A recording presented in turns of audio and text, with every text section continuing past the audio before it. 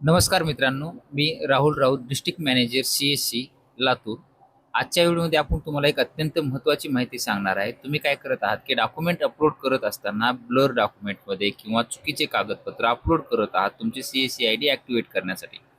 त्याच्यामध्ये आजच्या व्हिडिओमध्ये सविस्तर स्टेप बाय स्टेप कोणते कागदपत्र कशा पद्धतीचे अपलोड करायचे सविस्तर माहिती सांगणार आहे. शेवटपर्यंत व्हिडिओ पहा.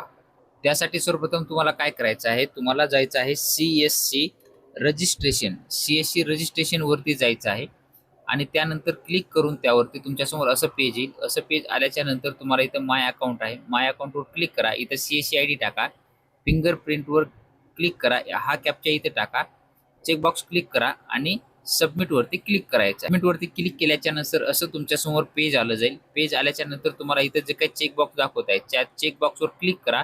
इथं ऑटोमॅटिकली फिंगरप्रिंट आलं जाईल आणि त्यानंतर स्टार्ट कॅप्चर वरती तुम्हाला क्लिक करायचं आहे.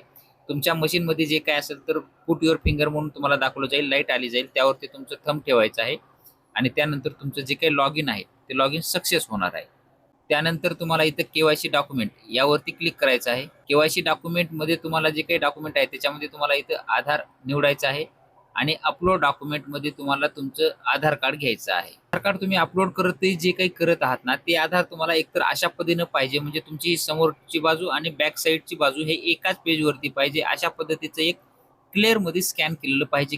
किंवा दुसऱ्या प्रकारचं दाखवतो तर जे असतं त्याच्यामधले फक्त हे तुम्हाला इथून खाल्लं जे काही आधार कार्ड दिसत आहे ते कट करून घ्यायचं आहे. कशा पद्धतीचं दिसेल ते तुम्ही पाहू शकता पुढे. त्या पद्धतीने हे कट करून घ्यायचं आहे, व्यवस्थित क्रॉप करून, आणि ह्याच्यामध्ये अशा पद्धतीचे व्यवस्थित क्लिअर तुमचे नाव दिसले पाहिजेत. व्यवस्थित हे अशा पद्धतीनं तुम्हाला ब्लर न होता हे अशा पद्धतीनं अपलोड करायचं आहे. त्यानंतर तुम्हाला अपडेट वरती क्लिक करायचं आहे. हे तुमचं KYC डॉक्युमेंट अपलोड होईल.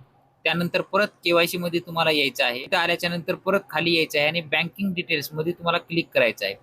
बँकिंग डिटेल्स मध्ये क्लिक केल्याच्या नंतर इथं तुमचं नाव ऑटोमॅटिकली आलं जाईल.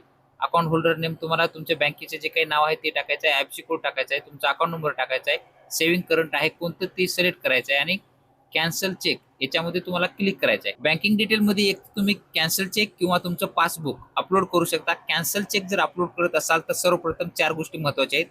एक तर चेक कॅन्सल असला पाहिजे असं लिहू शकता तुम्ही, कॅन्सल.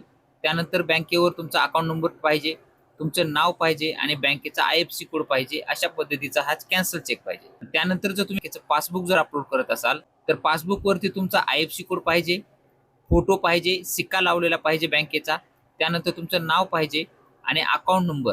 अशा पद्धतीने संपूर्ण डिटेल्स क्लिअर दिसली पाहिजे. ते अपलोड तुम्हाला करायचं आहे. ते अपलोड केल्याच्या नंतर खाली तुम्हाला मग पॅन नंबर टाकायचा आहे. तुमचा पॅन इंडिव्हिज्युअल घेऊन पॅन नंबर टाका, व्हेरीफाय करा, ऑटोमॅटिकली व्हेरीफाय होईल आणि अपडेट वरती क्लिक करा. हे तुमचे 2 डॉक्युमेंट झाले.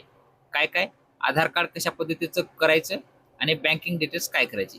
त्यानंतर 3 नंबरची गोष्ट तुम्हाला महत्वाची आहे, ते म्हणजे तुमचं जे काही लॅटिट्यूड लँगिट्यूड म्हणजे तुमचं लोकेशन आहे. इथं पाहू शकता की लॅटिट्यूड लँगिट्यूड यावरती क्लिक करा. त्यावरती क्लिक केल्यानंतर इथं तुमचं करंट लोकेशन दाखवलं जाईल. पण तुम्हाला तुमचं प्रॉपर लोकेशन एकतर गावात पाहिजे किंवा तुमचं एखाद्या घरावरती नेऊन तुम्ही व्यवस्थित हे करा. कारण की कुठेही शेतामध्ये वगैरे कुठलंही लोकेशन तुम्ही तिथं सेट करू नका, कारण की ते लोकेशन व्हेरिफिकेशनच्या वेळेस तेच लोकेशन तिथे दाखवत आहे. ते लोकेशन सुद्धा सेट तुम्हाला करणं गरजेचं आहे. त्यावरती क्लिक करा. त्यानंतर व्यवस्थित करून तुमचं हे त्याच्या खाली अपडेट वरती क्लिक करा. तुमचं ते लोकेशन लॅटिट्यूड लँगिट्यूड सुद्धा हे अपडेट होईल आणि ते त्याच्यामध्ये सविस्तरपणे अशा पद्धतीने हे तुम्हाला अपलोड करायचं आहे. तेव्हाच तुमचं जे काही आहे ती ID काय आहे ते ऍक्टिव्हेट होण्यासाठी व्यवस्थित क्लिअर मध्ये डॉक्युमेंट आल्याच्या नंतरच ते होत आहे. तुम्ही सध्या मोठ्या प्रमाणामध्ये ब्लर डॉक्युमेंट अपलोड करणं, चुकीचे डॉक्युमेंट अपलोड करणं अशा पद्धतीने करत आहात. असं कुणीही करू नका. सांगितलेल्या स्टेप बाय स्टेप पद्धतीने सविस्तर हे तुम्हाला डॉक्युमेंट अपलोड करायचे आहे.